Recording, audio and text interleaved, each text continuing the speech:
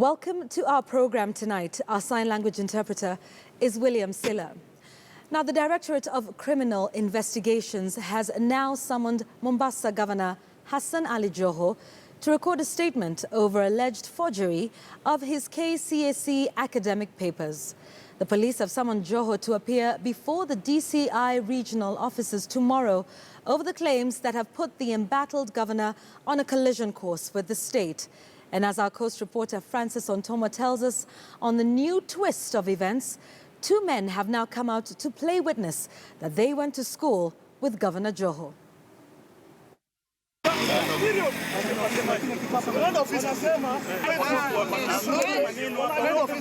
For some time now, Mombasa Governor Hassan Joho has been a man under siege, literally.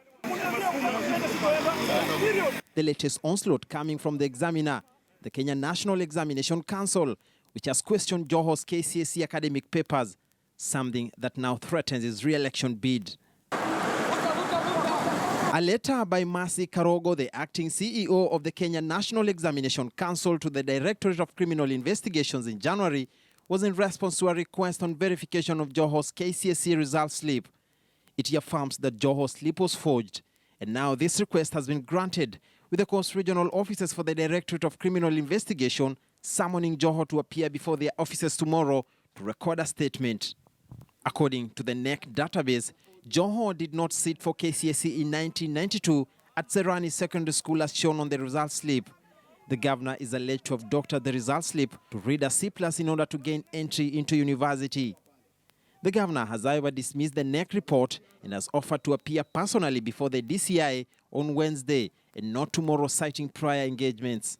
He maintains that he will be vindicated yet again over the issue. His opponents have come out to demand action against Joho. But if this is the truth, the TPP must act with immediate effect. Hassan must be arrested with immediate effect. But even as he spoke, two people have come out in defense of the governor, saying they were in the same school with him during that time. They laughed off the claims leveled against Joho. Tumesoma na governor kuanzia kidato cha kwanza mpaka cha 4 katika hii shule ambayo iko nyuma yangu. Governor Joho tulijuana tukiingia shule hapa, tukikutana hapa shuleni mwaka wa 90 Februari. Mimi niliingia Februari, immediately pia yeye akaingia. Na tulikuwa naye darasa moja. By then hii shule ilikuwa na streams 2. Hizi streams 2 kulikuwa na A na B.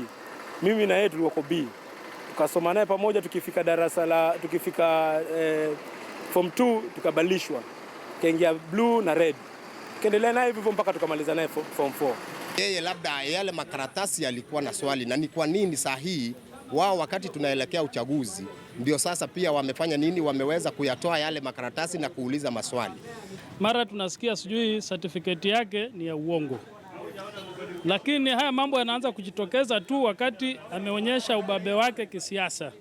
Kwa hivyo Wakenya msijali, Hassan Joho bado atakuwa kwenye debe na Hassan Joho atakuwa governor. Kwa hivyo namwombea mheshimiwa wetu Sultan wa Mombasa na Pwani kwa jumla, governor wa Mombasa County, Mungu amweke, Mungu amlinde na maasidi. Serani Secondary School, Mombasa. This is where Joho says he went for his secondary school education. School authorities here are however not ready to speak out about this issue. The NEC reported outcome of the investigations could determine whether Joho stands again for re-election as Mombasa governor. A bachelor's degree is a basic requirement for one to vie for governorship in Kenya. It's not the first time that Joho's academic papers have been brought into question, but what is unique this time around is the timing, couple of months to the general election, and whatever direction this debate will take, it might occasion serious political implications. Francis Ontwoma, KTN News, Mombasa.